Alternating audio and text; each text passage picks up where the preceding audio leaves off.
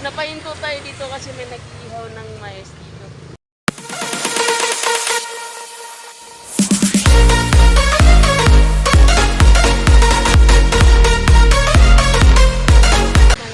Napahinto tayo dito kasi may nag-iihaw ng mais dito. Grill na mais.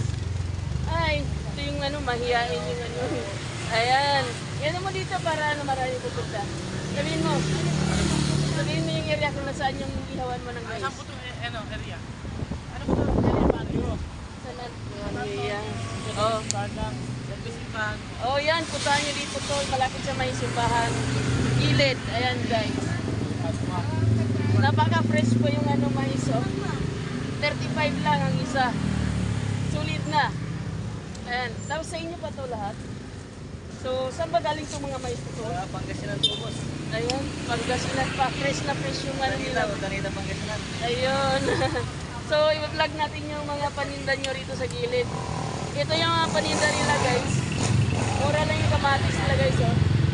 Tapos ito yung mga mais. Gano'n ba silang ganito? Sibuyas. Kamote nila, 35 ang lang, kalahati. So, mura. Ito yung mga gulay nila, guys. So, yan. Ay, madam, pusa. Ayan, yung nagtitinda. Talagang ang sipag niya, guys. So, malapit na maubos yung bawang niya. Yan, bili na daw. Magkano kilo ng mo, talong mo?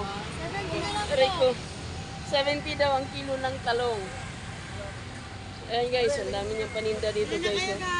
Yung mo, yung sibuyas. Sibuyas, 120 lang. 120. So, 120 daw yung sibuyas niya, guys. Ito, malapit lang to dito sa may simbahan. So, yung mga taga City Hall, malapit lang din dito.